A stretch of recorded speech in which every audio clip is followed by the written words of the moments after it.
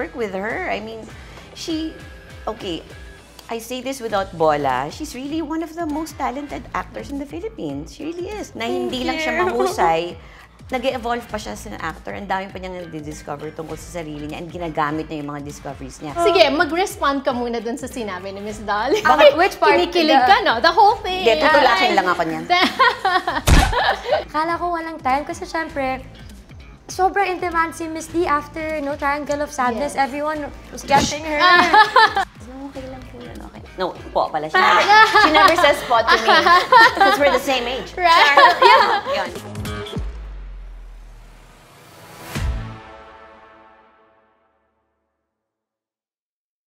This is really so much bigger than you and me, my dear. Gusto ko lang makita ng mundo kung sino talaga siya. When mother asks, mother gives back. It's really about knowing that Star Cinema wants to push its own boundaries and push the envelope for itself. It was like a redefinition of the brand and it's right timing. It's their 30th anniversary, and yeah, we were allowed to explore this new genre, this new story, and what better way to do it with Kathryn and Dolly? That's the icing on top of the cake. When we met, the first thing I asked them was, is this going to be a story about women, talking about men? Can we not do that? And they were so open to know it's different. This is a totally different genre. And that's really what got me, sold into doing it, because they were ready to explore other genres. Ang sarap pakinggan kasi syempre lahat naman tayo want to evolve, you want to grow and offer something new every time.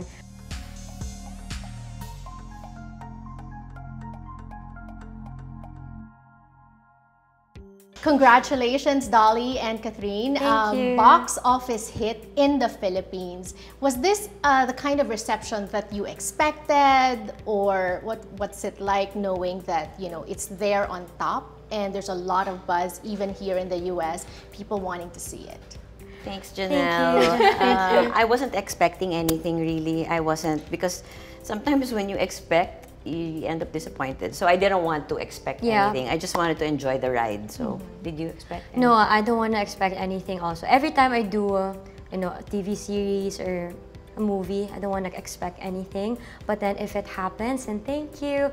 If not, you won't be disappointed. So yeah, yun lang ginagawa namin. But then yung reception ng tao, it's really challenging to make people go out and pay, and mahal ngayon ng sine sa Manila. But then, nakakatuwa na slowly bumabalik siya. Nakakatuwa na nakikita mo yung mga tao na after the pandemic, it affected naman talaga the whole industry, diba, sa lahat.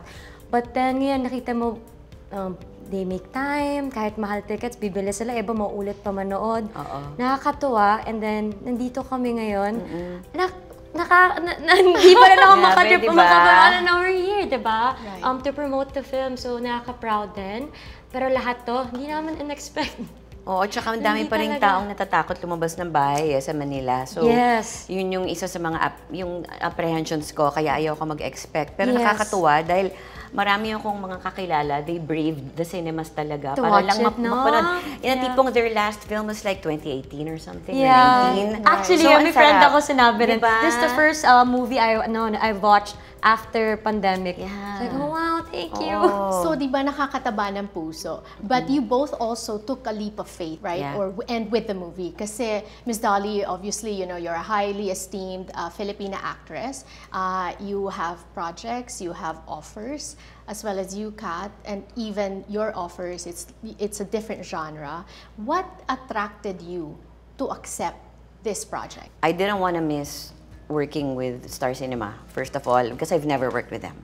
So I wanted to experience that. And I'm a staunch believer in working with all kinds of people, because that's the only way you'll really learn and grow. And then, of course, because of Kath, I've wanted to work with her for a long time. I worked with her when she was 12 or 13. Yes. But it wasn't the same. It was just 2 scenes, and it was really nothing really. But for this one, I had an idea it was her because someone told me, someone whispered in my ear, hey. Really? Yeah. Because little... Alam mo yung film industry sa Pilipinas, maliit na maliit. So lahat tayo magkakakilala. So may mga bumulong, nako, Dolly, may tatawag sa'yo dyan. So, yun na nga. Oh, Star wow. Cinema, tatawag, tas kasama mo si Kathryn Bernardo. Okay. So, when I met with them, nagkunyari ako na wala akong alam. Right. Pero alam ko na. Oh my God, surprise! Best actress eh. So, tinanong ko sila, sino, pero alam ko na.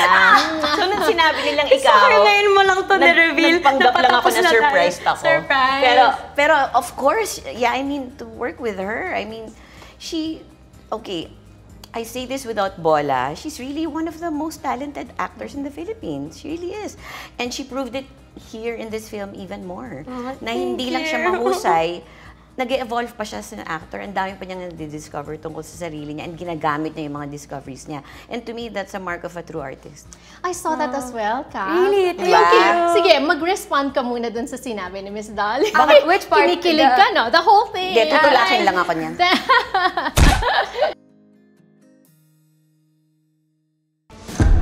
Din pala sila. Kayong mga mahihirap talaga, ang simple-simple niyo mag-isip.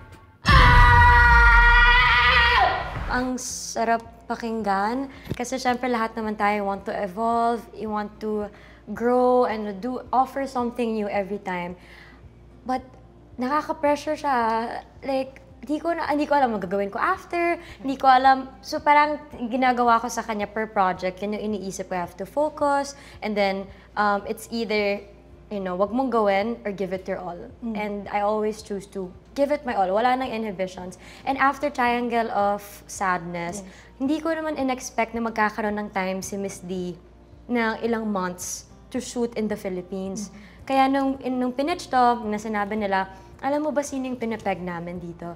Tapos tinginan pa sila. And they said, si Miss Dolly De Leon. So ko, true ba? May time ba? Ganyan. Kala niya May walang time. Kala ko walang time kasi syempre, sobrang in-demand si Miss D after Triangle of Sadness. Yes. Everyone was getting her. So, nakakatuwa na naayos yung time, pinayagan siya ng management niya, and then she got to experience working with Star Cinema. And ito pa yung perfect time to work with Star Cinema because this is the transition stage na, nagtatry sila ng ibang timpla from the usual. And we're just very happy na tinanggap yung tao na yun, yung change na ginawa namin. And that's really what turned me on to the project. When we met, the first thing I asked them was, is this going to be a story about women, talking about men? Can we not do that? And they were so open to know it's different. This is a totally different genre. And that's really what got me, sold into doing it because they were ready to explore other genres. Well, personally for me, I'm very happy. I'm very happy that people are embracing this new way of, storytelling in mainstream cinema. I hope we could have more diverse stories, diverse genres that we could explore. It was new territory for me to make a dark comedy with Star Cinema, but we got to discover, certain things that I think, that we needed to discover just so we could move forward and offer, new, more refreshing stories for an audience that is even outside of the Philippines. So I'm very grateful that it's been getting praises. Miss Dolly, I also want to ask you, your character here, Mother Molly, is evil. What did you learn from portraying her? I learned that she's not really evil, actually. That's a perception. As a viewer, you may, assume that she's evil.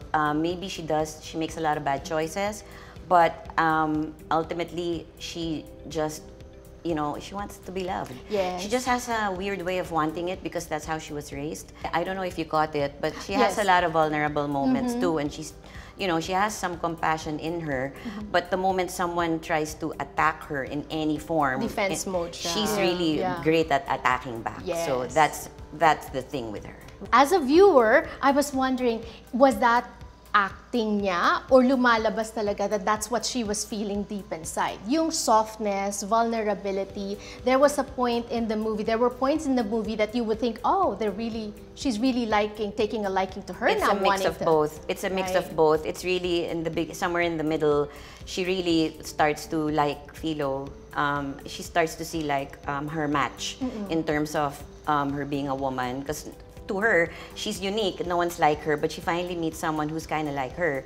And then later on, she realizes that they're so different, and that really hurts her a lot. And she wants to keep Philo, even if she knows that she's been betrayed. So she's still wanting to preserve that friendship, but even if she knows that she's not going to get it back, she still tries everything within her power to keep Philo in her fence. Right. I like that. I think the word is parang self-preservation. That's the character that's what the character wanted to do. For you, you're exploring this new role, this new genre. It used to be always rom-com, and there's drama. How did you prepare for something so drastically different from what you've done before? I took a lot of preparation, and then during the first shooting day, nangangapa, second, third, it took a while bago siya pumasok sa katawan ko. But then, what I did na lang was, in-enjoy ko yung process, every shooting. Nakatulong yung environment din sa set because lahat sila, alam na nanibago ko sa mga tao, with our director, kung paano kung paano ngayon gumawa ng movie. Iba siya sa mga nagawa ko, sa experiences ko before. But, magandang klaseng change siya. Like, meron kami ngayong sa working hours, and then yung sa material. Marami pang kailangan din i-improve, but then nakakatuwa na, nagkakaroon tayo ng ganong change. We try to make that change, and to be part of that, diba, nakakaano naman. But then the whole experience, mahirap siya. mahirap siya gawin. Mahirap talaga birth pains eh. It's a new age of cinema for the Philippines. So, birth pains talaga yun. Masakit talaga pag may pagbabago. Right. But it has to happen, right? Yeah. I'm not an actor's director in the way that I personally motivate the actors. Of course, I walk through with them what the character is, but I really want for the actor to find, the core, the emotional core. I let them do it their own way. I think that's why Kathryn said mahirap talaga, because I think the culture that she grew up with is like the opposite of my directing technique. But I think that technique empowers the actors to really own the character. I think she just discovered it on her own, and I realized that there were lesser questions and even lesser doubts as she was just I think midway, she was just there. She knew what to do exactly at every scene, and that's why I owe it to her that she discovered Philo herself and made it her own. And so all the praises and the laurels, she deserves it.